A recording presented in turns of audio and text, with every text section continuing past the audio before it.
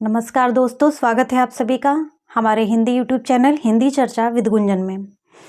पाठ्यक्रमों की श्रृंखला के अंतर्गत हम आज गोरखपुर विश्वविद्यालय में एमए प्रथम वर्ष के सेकेंड सेमेस्टर में जो पाठ्यक्रम चल रहा है सीबीसीएस माध्यम से, उसमें हम एमए का प्रथम प्रश्न पत्र फर्स्ट पेपर का पाठ्यक्रम देखेंगे, जिसका नाम है आधुनिक हिंदी साहित्य का इतिहास।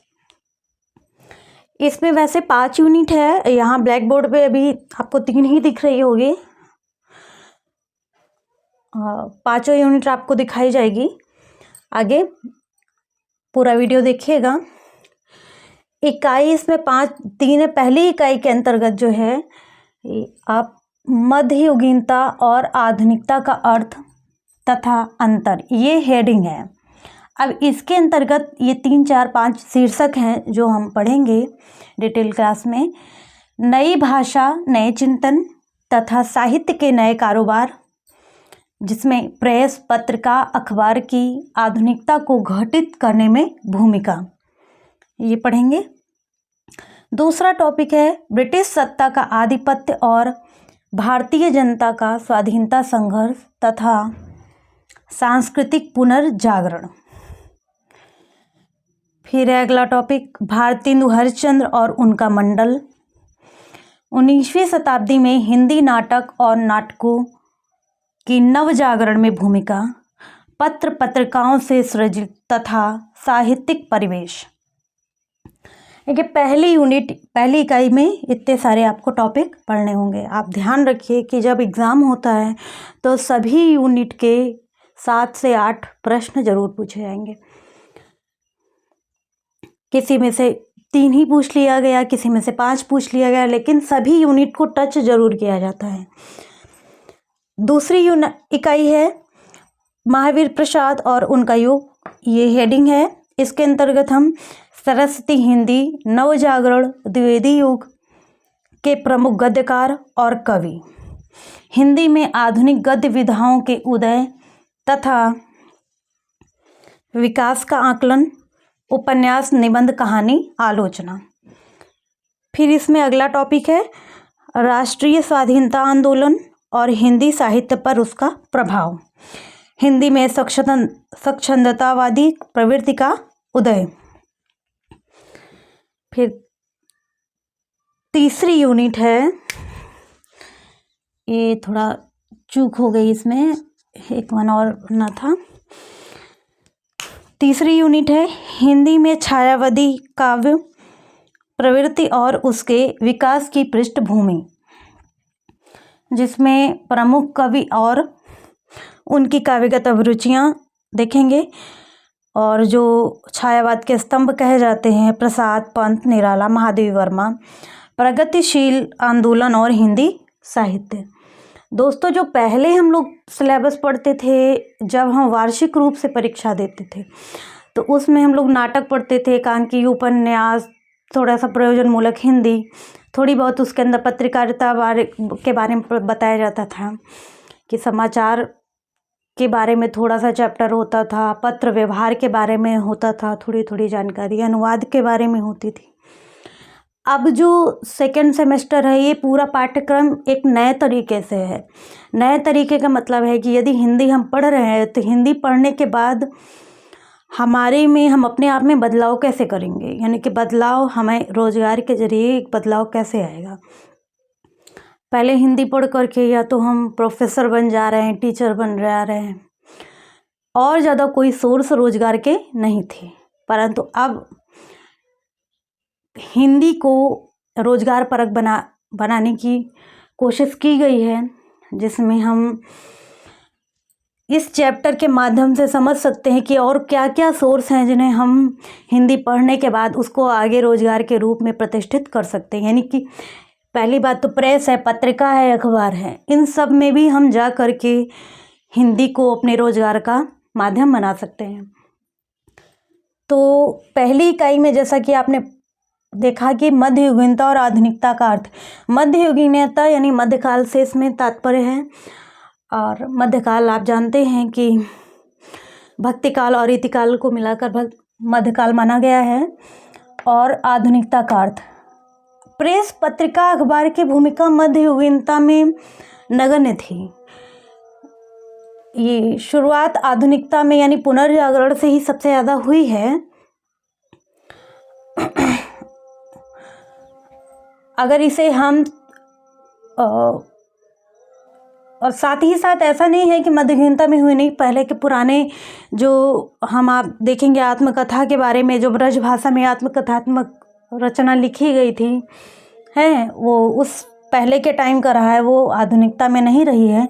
लेकिन आधुनिकता में जब हम जाते हैं तो आप जानेंगे उदंत मार्तंड पहला पत्र रहा है जो प्रकाशित हुआ था। साथ ही साथ भारतेंदु हरिश्चंद्र जी, जिनके नाम पर भारतेंदु युग बना है, उन्होंने पत्र पत्रिकाओं के माध्यम से बहुत राष्ट्रीय आंदोलन में तो योगदान दिया ही दिया, साथ साथ साहित्य को समृद्ध बनाने में भी बहुत योगदान दिया। तो उसकी भूमिका हम यहाँ पर पढ़ेंगे। नई भाषा, जैसे नई भाषा शब्द का बात हुई है तो नई भाषा यानी उर्दू फारसी के शब्दों से मिश्रित हिंदी का प्रयोग होता था। कुछ लोग थे जिन्होंने विशुद्ध हिंदी का प्रयोग शुरू किया था। उन्होंने कहा था नहीं, अब हमको थोड़ा सा नयापन लाना चाहिए, विशुद्ध साहित्य होना चाहिए, व्याकरण पर ध्यान देने की बात कही गई थी। इसी संदर्भ में आगे हम अभी नीचे पढ़ेंगे कि व्याकरण को सबसे अधिक प्राथमिकता किसने दी थी। ब्रिटिश सत्ता का आधिपत्य और भारतीय जनता का स्वाधीनता संघर्ष तथा सांस्कृतिक पुनर्जागरण। ब्रिटिश सत्ता का आधिपत्य था ही, ईस्ट इंडिया कंपनी की स्थापना हो ही चुकी थी और अंग्रेज़ों का प्रचार प्रसार बहुत ज़्यादा हो चुका था, यहाँ तक कि उनको हटाने के लिए आंदोलन जो चल रहे थे। अंग्रेज सारे आंदोलनों में लेखक, कवियों ने या इन लोगों ने अपनी कलम के माध्यम से कौन कौन सा योगदान दिया स्वाधीनता संघर्ष में। ज़रूरी नहीं था कि हम बम चलाते, गोलियां चलाते या और कोई कार्य करते, साथ ही साथ ये कलम की ताकत से इन्होंने जो योगदान दिया स्वाधीनता में, ये भी बहुत अतुलनीय रहा है। ये पुनर्जागरण के टाइम की बात है। फिर है भारतेंदु हरिश्चंद्र और उनका मंडल, जिसमें 19वीं शताब्दी में हिंदी नाटक और नाटकों की नवजागरण में भूमिका पत्र के माध्यम से सृजित तथा साहित्यिक परिवेश। ठीक है, और हुआ इन्होंने नाटक लिखे भी, साथ ही साथ इन्होंने अभिनय भी किया नाटकों में। भारत दुर्दशा, अंधेर नगरी, इस प्रकार के जो नाटक रहे हैं, इन्होंने समाज सुधार के साथ साथ, और भारत दुर्दशा में तो दुर्दशा ही बताई गई पूरी तरह से, इसके जरिए इन्होंने बहुत महत्वपूर्ण कार्य किया। इस प्रकार से देखा जाए तो 19वीं शताब्दी जो शुरुआती दौर का रहा है, जिसमें नाटक का उद्भव हुआ है, उन नाटकों के माध्यम से तथा पत्र पत्रिकाओं के माध्यम से भारतेंदु काल ने बहुत समृद्ध किया हमारे देश को भी और साहित्य जगत को भी। फिर जो दूसरी इकाई है, इसमें महावीर प्रसाद और उनका युग यानी द्विवेदी युग की बात यहाँ पर हो रही है। सरस्वती हिंदी नवजागरण, यानी आप जानते हैं कि 1903 में महावीर प्रसाद द्विवेदी सरस्वती मासिक पत्रिका के संपादक बने, जिन्होंने व्याकरण पर सर्वाधिक ध्यान दिया था। और जब ये किसी की रचनाएं प्रकाशित करते थे, उनमें व्याकरण का बहुत ज़्यादा ध्यान रखते थे, और अगर इन्होंने ज़रा सा चूक लगती थी, कुछ कमी लगती थी, ये उसे प्रकाशित नहीं करते, वो चाहे कितना भी बड़ा कवि या लेखक हो। मालूम होगा आपको कि जूही की कली जो रचना रही है निराला जी की, उनको जो पहली मुक्त छंद रचना रही है, उसको भी सरस्वती जी ने उसको छापने से इनकार कर दिया था। यही कारण था क्योंकि वो मुक्त छंद थी, वो छंद में नहीं थी। और द्विवेदी युग के प्रमुख गद्यकार, इस युग के जो प्रमुख गद्यकार रहे हैं, नंते गुलेरी जी रहे हैं, और महावीर प्रसाद द्विवेदी जी खुद भी रहे हैं, हरिऔध जी रहे हैं। इन लोगों ने उपन्यास लिखी, निबंध लिखे, कहानियों के जरिए, आलोचनाओं के जरिए साहित्य जगत को समृद्ध किया। राष्ट्रीय स्वाधीनता आंदोलन और हिंदी साहित्य पर उसका प्रभाव। राष्ट्रीय स्वाधीनता आंदोलन में हिंदी साहित्य का तो प्रभाव पूर्णतः रहा है, क्योंकि जितनी भी आप कविताएं पढ़ेंगे, रचनाएं पढ़ेंगे या आलोचनाएं भी पढ़ेंगे, उसमें हमें झलक कहीं ना कहीं अंग्रेज़ों के विरुद्ध जो समय चल रहा था उसकी झलक देखने को मिलेगी। राष्ट्रीय स्वाधीनता आंदोलन हिंदी साहित्य पर उसका प्रभाव, हिंदी में स्वच्छंदतावादी प्रवृत्ति का उदय, यानी यहाँ से स्वच्छंदतावादी का उदय भी शुरू हो जाता है, जिसे बाद में हम लोग छायावाद के रूप से जानते हैं। तीसरी इकाई आती है हिंदी में छायावादी काव्य प्रवृत्ति और उसके विकास की पृष्ठभूमि, प्रमुख कवि और उनकी काव्यगत अभिरुचियाँ, प्रसाद पंत, निराला, महादेवी वर्मा। ये 3 टॉपिक के माध्यम से जो अभी हम पढ़ रहे हैं, ये ही समझ सकते हैं कि पत्र पत्रिकाओं का या कि प्रेस मीडिया का हमारे साहित्य में या और हमारे समाज में, दोनों में बहुत योगदान रहा है। आप जानते हैं कि जब शुरुआत के दौर रहा है, जब मुग़लों का आक्रमण हुआ है, तब पर भी धर्म परिवर्तन हुआ। उसके बाद ईसाई लोग आए, उन्होंने भी धर्म परिवर्तन कराया। और क्योंकि एक जनता ऐसी रही है जो अस्पृश्यता के रूप में जी रही थी, जिसे मूर्ति पूजा करने का अधिकार नहीं था, उसे वेद और पुराणों को पढ़ने का अधिकार नहीं था, उसे मंत्रों का उच्चारण करने का अधिकार नहीं था, जो कि धर्म में होते हुए भी धर्म का पालन नहीं कर सकते थे, धर्म को नहीं जान सकते थे, धर्म को नहीं समझ सकते थे, मंदिरों में नहीं जा सकते थे। उनको ईसाइयों ने अपने तरीके से बातें बता करके, प्रेस मीडिया, इसके द्वारा उन्होंने हिंदी में बाइबिल को अनुवादित करा करके, बाइबिल के चमत्कारों के बारे में बता करके उन्होंने धर्म परिवर्तन करवाए। यह दुर्दशा देखते हुए एक प्रकार से अंग्रेज़ों का शासन भी चल रहा था, दूसरी तरफ से हमारे जो अपने थे वो भी धर्म परिवर्तित होकर के दूसरी संप्रदाय में चले जा रहे थे। इन सब को देखते हुए जो विद्वान लोग रहे हैं, उन्होंने अपने ज़रिए से, यानी कलम के ज़रिए से उन्होंने कुछ बदलाव करने की चेष्टा की, जिसके कारण जो प्रेस अंग्रेज़ों ने प्रतिष्ठापित की थी, उसी में रहते हुए पत्रिकाओं के माध्यम से लोगों को जागरूक करने की चेष्टा की गई है। स्वामी दयानंद सरस्वती जी ने आर्य समाज की स्थापना की थी उसी बीच में, और आर्य समाज की स्थापना करने के साथ ही उनका जो महत्वपूर्ण पुस्तक रही, जिसका नाम सत्यार्थ प्रकाश रहा है, उन्होंने उसमें अपने वेद, पुराणों, ऋचाओं, इन सब के अनुवादों को सरल रूप से एक अलग संप्रदाय के रूप में चलाया, और ताकि जो जिन्हें अछूत अस्पृश्य बन लिया गया है, जो नहीं पढ़ सकते हैं, उनके लिए एक सरल मार्ग निकाला गया, ताकि वह अपने धर्म से जुड़ सके, अपने धर्म के बारे में जान सके, अपने धर्म को अपना सकें, और धर्म के प्रति उनके अंदर जो सरल भावना जागृत हो सके, क्योंकि वो बहुत समय से उदासीनता को जी रहे थे। और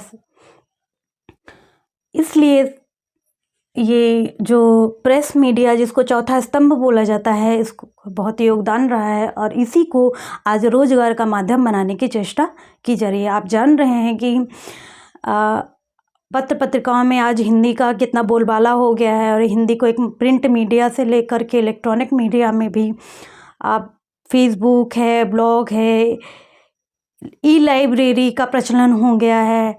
तो इस तरह से हमारे साहित्य को तो बढ़ावा मिल ही रहा है, साथ ही साथ रोजगार भी बढ़ रहे हैं, ट्रांसलेटर की ज़रूरत भी पड़ती है, अनुवादक, ये अनुवाद वगैरह जो भी है, ये कार्यालयीय हिंदी के अंतर्गत, प्रयोजन मूलक हिंदी के अंतर्गत आप जो CBCS पाठ्यक्रम है, इसमें आप पूर्व में यानी BA के लोग पढ़ेंगे, धीरे धीरे पढ़ते हुए अब इस तक पहुँचेंगे।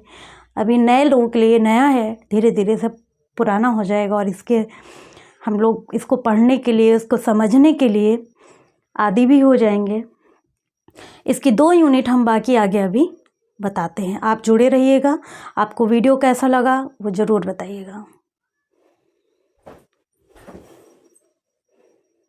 आइए बात करते हैं अब पाठ्यक्रम की यूनिट में, चौथी यूनिट, जिसमें का हेडिंग है स्वाधीनता संघर्ष में 1942 का आंदोलन और नई चाह की राह में घटित, दोस्तों दिखाई दे रहा है, प्रयोग की पृष्ठभूमि, प्रयोगवाद, नया साहित्य, स्वतंत्रोत्तर हिंदी साहित्य हेडिंग है। इसके अंतर्गत देश विभाजन और हिंदी साहित्य, स्वातंत्र्योत्तर हिंदी साहित्य में विचारात्मक द्वंद्व, व्यक्ति स्वातंत्र्य, अस्तित्ववाद, मार्क्सवाद, मनोविश्लेषणवाद, हिंदी साहित्य पर प्रभाव, ये हम चौथी यूनिट में पढ़ेंगे। 5वीं यूनिट है आंचलिक उपन्यास तथा कहानियाँ, नाटक, रंगमंच के क्षेत्र में नए प्रयोग, साठोत्तरी साहित्य की प्रवृत्तियाँ, अकविता, प्रतिबद्ध कविता, कहानी आदि, जनवादी और जन संस्कृति मंच आदि की साहित्य में बनी अभिवृत्तियाँ, समकालीन साहित्य में उभरते नए संस्कार, इसमें भूमंडलीकरण और साहित्य, दलित तथा स्त्री प्रश्न और साहित्यिक प्रवृत्ति, ये 2 यूनिट और हैं। चौथी यूनिट जैसे स्वाधीनता संघर्ष में 1942 का आंदोलन, आप जानते हैं कि इसके पूर्व गांधी जी ने और भी कई आंदोलन किए। ये उनका बाद का आंदोलन था जिसे भारत छोड़ो आंदोलन के नाम से जाना जाता है। इस संघर्ष को ध्यान में रखते हुए नई राह की चाह में घटित प्रयोग की पृष्ठभूमि, यानी यहाँ पर बात हो रही है प्रयोगवाद की, यानी प्रगतिशीलता से बढ़ते हुए हम प्रयोगवाद की ओर बढ़ते हैं और उसमें इस आंदोलन की क्या भूमिका रही है, कैसे नई राह की चाह का अन्वेषण हुआ, नई राहों का अन्वेषण कैसे हुआ, यह इसमें पढ़ेंगे। प्रयोगवाद नया साहित्य स्वतंत्र, यानी प्रयोगवाद स्वतंत्रोत्तर हिंदी साहित्य, देश विभाजन और हिंदी साहित्य स्वतंत्र हिंदी साहित्य में विचारात्मक द्वंद्व, देश विभाजन होता है, आप जानते हैं, फिर अंग्रेज भारत छोड़ के जाते हैं, फिर मेरा देश आज़ाद हो जाता है, उसके बाद मेरे देश विभाजन के बाद कौन सी मानसिक और विचारों का द्वंद्व होता है, कुछ लोग दूसरे पक्ष के हो जाते हैं, कुछ लोग समर्थक होते हैं विभाजन के, कुछ लोग समर्थक नहीं होते हैं देश के। ये इस तरह से 2 विचारों में हमारा द्वंद्व चलता रहता है और द्वंद्व के साथ द्वंद्व की ही झलक हमारी लेखनी में दर्शाई जाती है और उसी आधार पर जो कविताएं बनी हैं, कहानियाँ, उपन्यास लिखे गए, उस आधार पर बहुत सारी देश विभाजन के आधार पर लिखी गई हैं रचनाएं। व्यक्ति स्वतंत्र, अस्तित्ववाद, मार्क्सवाद, मनोविश्लेषणवाद आदि साहित्य पर हिंदी का प्रभाव, आप जानते हैं कि साहित्य क्या है, समाज का आईना है, समाज में जो भी दशा दिशा चल रही होगी वो जरूर साहित्य में उसकी झलक हमें देखने को मिलेगी। अस्तित्ववाद, मार्क्सवाद, ये सारे जितने वाद साथ साथ चल रहे थे, यानी कि हमारा देश आज़ाद हुआ होने के बाद भी बहुत सारी ऐसी समस्याएं, ज़मीनी समस्याएं उभर कर सामने आई। पहले एक समस्या थी कि अंग्रेज हैं हमारे देश में, किसी तरह इनको भगाया जाए, हम गुलामी से दूर हटें। गुलामी से दूर हटने के बाद फिर देश विभाजन की समस्या से जूझते हैं। उसके बाद फिर आप जानते हैं देश विभाजन का तो गरीबी आ गई, किसान आंदोलन, हरित क्रांति, सारे क्रांतियाँ शुरू हुई, सब कुछ नए सिरे से शुरू होता है और इन सारे जो देश में जो उथल पुथल चल रही होती है, इस स्थिति को साहित्य में हम पढ़ने को मिलता है और उन सब चीज़ का हमारे साहित्य में क्या प्रभाव होता है ये हम ज़रूर पढ़ेंगे। उसके बाद ये मार्क्सवाद, आप जानते हैं कि जो शोषक और शोषित वर्ग के बीच वाली समस्या रही है, ये मार्क्सवाद के अंतर्गत आती है। फिर मनोविश्लेषण आ जाता है, मनोविश्लेषण के अंतर्गत हम अपनी निजी समस्याओं से जूझते हैं, जो हमारी मानसिक द्वंद्व की स्थिति वाली स्थितियाँ रहती हैं, वो हम उस प्रकार के साहित्य को इसमें पढ़ते हैं। फिर इकाई 5 आता है जिसमें आंचलिक उपन्यास तथा कहानियाँ आती हैं। आंचलिक उपन्यास का मतलब ही आंचल से मतलब है कि हमारे देश का वातावरण, आवरण से मतलब है हमारे आसपास का परिवेश, हमारा ग्रामीण परिवेश, क्योंकि भारत हमारा गांव का देश रहा है तो आंचलिक उपन्यास गांवों के परिवेश पर ज़्यादा रहेगी। आप जानते हैं कि मैला आंचल आंचलिक उपन्यास के रूप में प्रसिद्ध रही है, राग दरबारी रही है, राही मासूम रजा की आधा गांव रही है। इस प्रकार की जो उपन्यास कहानियाँ रही हैं वो आंचलिक कहानियाँ रही हैं। नाटक रंगमंच के क्षेत्र में नए नए प्रयोग शुरू हो जाते हैं। नाटक तो भारतीय युग से भी चलते चला आ रहा है, पर धीरे धीरे विकास के क्रम में नवीनता आती है, नए नए बिंबों का प्रयोग होता है, नए नए टॉपिक खोजे जाते हैं कि जो हम एक परिपाटी चल रही होती है उसी प्रकार के नाटक लिखने की, उसी को दर्शाने की नए नए टॉपिकों की खोज होती है, नए तरीक़ों से उसकी रचना की जाती है। फिर आता है साठोत्तरी साहित्य की प्रवृत्तियाँ।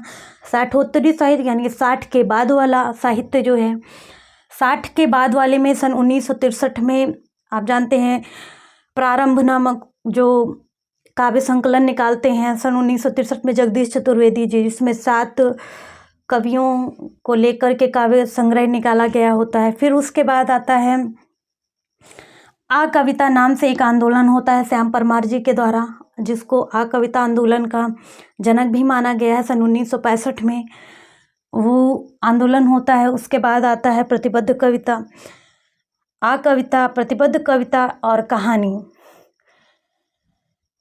कहानी में भी बहुत सारे विभिन्न आंदोलन चले होते हैं। इसके भी आ कहानी, कहानी, समानांतर कहानी, समकालीन कहानी, इस प्रकार के आंदोलन इसमें भी चल रहे होते हैं। सबकी शैली अलग होती है, सबके विचार अलग होते हैं, अलग तरीके से लिखने का माध्यम बनाते हैं, उन नए नए शीर्षकों की खोज करते हैं। हमारी जो निजी समस्याएं, क्योंकि अब गुलामी की समस्या ख़त्म हो चुकी है, नई नई समस्याएं निजी जीवन में, सामाजिक समस्याएं चल रही होती हैं। स्त्रियों की दुर्दशा पर भी चलती है समस्या, और भी जो विषय चल रहे होते हैं। पति पत्नी में विवाह विच्छेद की समस्या हो गई, तलाकशुदा रिश्तों की समस्या हो गई, तलाकशुदा पति पत्नी जो संबंध है उसके बीच बच्चों की क्या दुर्दशा है, उनकी क्या मानसिक स्थिति से गुजर रहे हैं बच्चे, जिसके जो पिता से दूर हैं, कभी माँ से दूर हैं, वो स्थिति कैसी रही होगी, उस प्रकार की कहानियाँ और उपन्यास लिखे गए। साथ ही साथ जनवादी और जन संस्कृति मंच आदि की साहित्य में बना, कई सारे मंच बने, आंदोलन साथ चलते चलते मंच भी बने हैं, उनकी अभिवृत्तियाँ इसमें पढ़ेंगे। साथ ही साथ समकालीन साहित्य में उभरते नए संस्कार, यानी समकालीन जो आजकल चल रहे हैं, अब इसमें नए नए और क्या विकास हो रहे हैं साहित्य के क्षेत्र में। भूमंडलीकरण इसमें हम पढ़ेंगे। भूमंडलीकरण के अंतर्गत अब अपने देश विदेश की रचनाओं का, देश विदेश के परिवेश को ध्यान में रखते हुए हर प्रकार की शैली के आधार पर, हर प्रकार के विषयों के आधार पर जो रचनाएं रची जा रही हैं उनकी जानकारी इसमें होगी। और साहित्य, दलित तथा स्त्री प्रश्न, यानी इस यहाँ पर दलित विमर्श की भी शुरुआत हो चुकी है और स्त्री विमर्श की शुरुआत हो चुकी है। दलित विमर्श में कौन कौन से प्रमुख साहित्यकार रहे हैं वो इसमें पढ़ेंगे। स्त्री विमर्श में किन प्रश्नों को ध्यान में रखते हुए स्त्री विमर्श की शुरुआत हुई, दलित विमर्श की शुरुआत किस आधार पर की गई, और दलित विमर्श किसको कहा जाता है तथा स्त्री विमर्श किसे कहा जाता है, इसकी क्या विशेषताएं रही हैं, क्या प्रवृत्तियां रही हैं साहित्यिक रूप से, वो इस सारे आप 5 यूनिट में ये मिलाकर पूरा पढ़ेंगे। तो दोस्तों, ये मेरा आज का वीडियो कैसा लगा कमेंट में ज़रूर बताइएगा। हमारे चैनल को सब्सक्राइब कीजिए, लाइक कमेंट ज़रूर करिए और अधिक से अधिक शेयर करिए ताकि बाकी लोग भी इसका लाभ उठाएं। धन्यवाद।